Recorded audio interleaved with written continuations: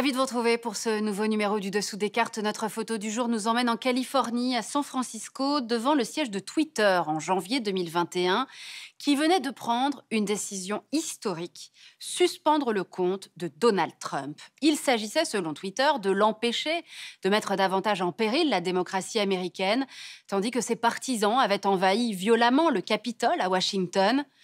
Cet événement a été comme un coup de tonnerre, une prise de conscience brutale du pouvoir détenu par les géants du numérique, capables de couper le sifflet aux grands de ce monde. Avec des milliards d'utilisateurs, les réseaux sociaux sont de fait aujourd'hui un sujet géopolitique majeur, et c'est ce qu'on va voir aujourd'hui.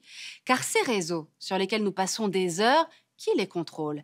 Qui les régule? Comment protéger toutes ces données personnelles que nous y laissons?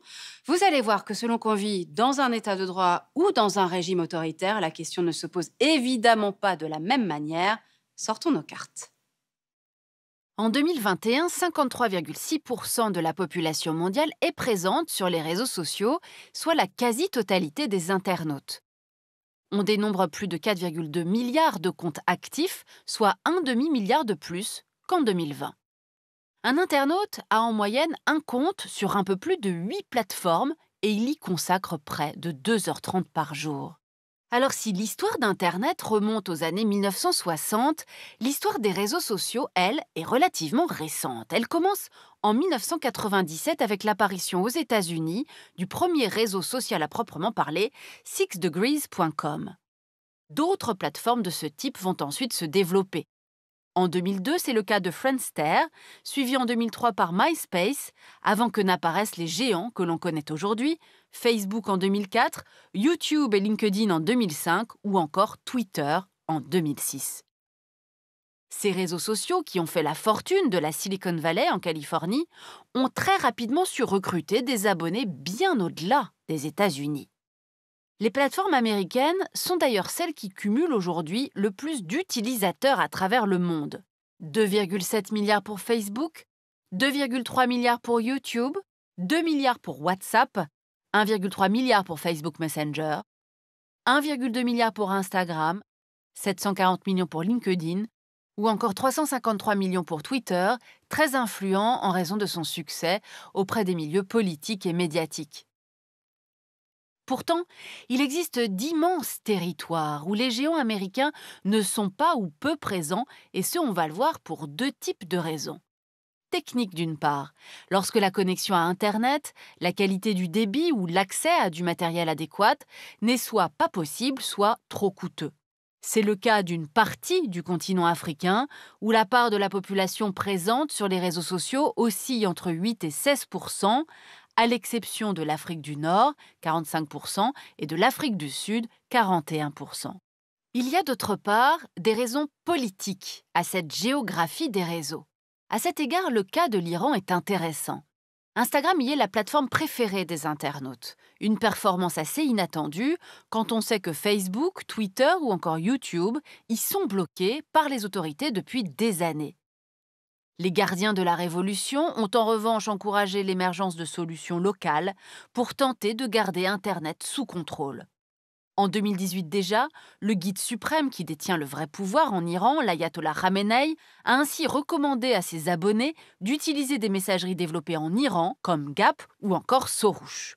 L'élection en juin 2021 d'un président ultra-conservateur, Ebrahim Raisi, devrait accentuer cette tendance. En Russie, à présent, la situation est un peu différente. Les applications américaines n'y sont pas bloquées, à l'exception de LinkedIn. Ainsi, le principal opposant à Vladimir Poutine, Alexei Navalny, n'hésite pas à s'appuyer sur sa chaîne YouTube, suivie par près de 6,5 millions d'abonnés, pour diffuser ses vidéos dénonçant l'autoritarisme et la corruption du clan au pouvoir. En janvier 2021, son documentaire intitulé « Le palais de Poutine, histoire du plus gros pot de vin du monde », montrant des images d'une immense propriété située au bord de la mer Noire, a rassemblé plus de 100 millions de vues sur YouTube. Pour autant, des acteurs russes des technologies ont su très tôt, et ce sans soutien des autorités, développer leurs propres réseaux sociaux.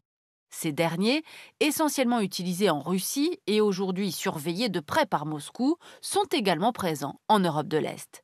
On peut par exemple citer Vkontakte, le Facebook russe, Abkarriera, un équivalent de LinkedIn pour les experts du numérique, ou encore Rutube, équivalent de YouTube. À présent, le cas chinois, qui se distingue tout particulièrement bien sûr, à la fois par son contrôle strict de tout ce qui circule sur Internet, par le blocage des plateformes sociales américaines et surtout par sa capacité à développer des systèmes 100% chinois.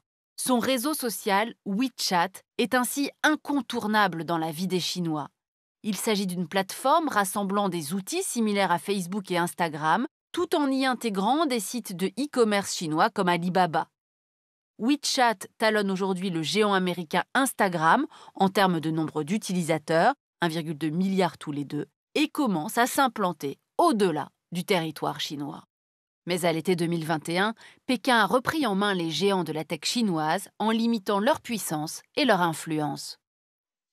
WeChat est central dans la stratégie chinoise de contrôle de la population et dans le but de diffuser un modèle chinois afin que les valeurs occidentales et l'espace informationnel mondial ne rentrent pas en Chine.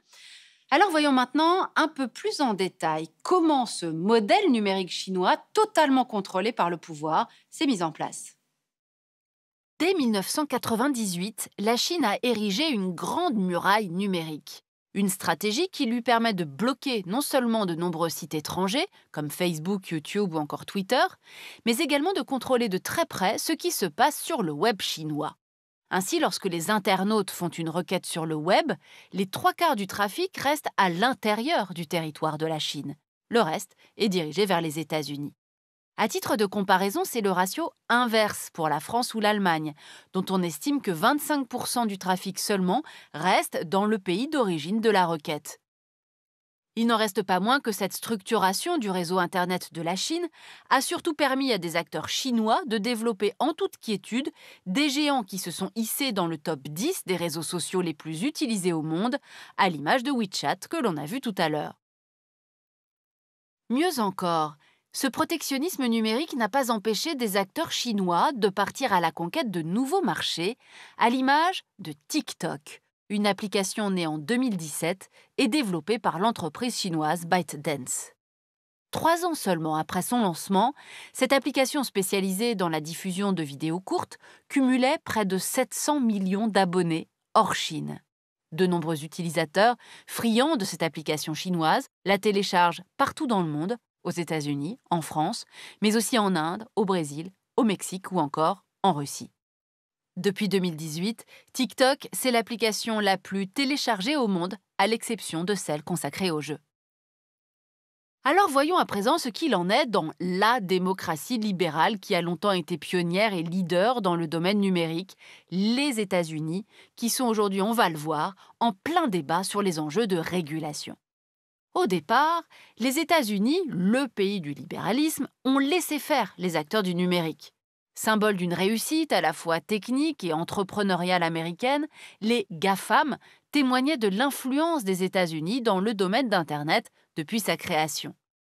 D'une certaine manière, le rôle de mobilisation qu'avaient joué les plateformes américaines pendant les printemps arabes s'inscrivait dans cette vision messianique américaine qui consistait à diffuser au maximum les valeurs de liberté et de démocratie dans le monde. Mais progressivement, les réseaux sociaux se sont retournés contre la vie démocratique américaine, comme on a pu le constater lors de l'élection présidentielle de 2016. Facebook a d'abord été accusé d'avoir laissé une agence britannique spécialisée dans les campagnes d'influence, Cambridge Analytica, d'aspirer les données personnelles de dizaines de millions d'Américains à des fins électorales pour le compte du candidat républicain Donald Trump. Dans le même temps, des agents de l'Internet Research Agency, basée à Saint-Pétersbourg, une officine de propagande à la solde du Kremlin, ont mis en place une campagne de désinformation des électeurs américains à grand renfort de faux comptes et de publicité ciblée sur des plateformes comme Facebook. Ces détournements répétés des outils de Facebook ont ainsi conduit le patron de la plateforme, Mark Zuckerberg, à devoir s'expliquer devant le Sénat en 2018 et en 2019, mais aussi à la veille de l'élection présidentielle de 2020, où ce dernier a une nouvelle fois été auditionné en compagnie de ses homologues de Twitter et de Google. Depuis ces affaires, le débat sur la responsabilité des réseaux sociaux n'en finit pas de diviser l'Amérique. À peine au pouvoir, l'administration Biden s'est aussitôt saisie d'un projet de nouvelle législation sur la régulation des grandes plateformes et la protection des données personnelles, s'inspirant notamment du modèle européen. Voilà pour ce tour du monde des réseaux sociaux, enjeu de soft power dont vous aurez compris que les démocraties et les États autoritaires ne font pas le même usage. Après avoir inventé ces réseaux au nom de la liberté d'expression, la démocratie américaine réalise qu'elle est allée trop loin dans le laisser-faire et s'attelle désormais à réguler. De son côté, l'État autoritaire chinois a créé son propre modèle de réseaux sociaux qu'il contrôle totalement, y voyant une aubaine technologique pour surveiller la population. Enfin, l'Union européenne, elle, n'a pas cherché à développer ses propres géants du numérique, mais s'est montrée pionnière pour édicter des règles afin de garantir la sécurité et la souveraineté des données. L'Europe, puissance normative, à défaut d'autre chose. Pour aller plus loin, Planète Média, géopolitique des réseaux et de l'influence, par Philippe Boulanger chez Armand Collin. Et puis La civilisation du poisson rouge par Bruno Patino. L'actuel président d'Arte dresse un tableau référencé des dérives de l'économie de l'attention, publié aux éditions Grasset en avril 2019. Ainsi s'achève ce nouveau numéro du Dessous des cartes. Rendez-vous bien sûr la semaine prochaine, même endroit, même heure. Et d'ici là, n'oubliez pas notre site internet arte.tv sur lequel vous retrouverez notamment nos leçons de géopolitique. À bientôt.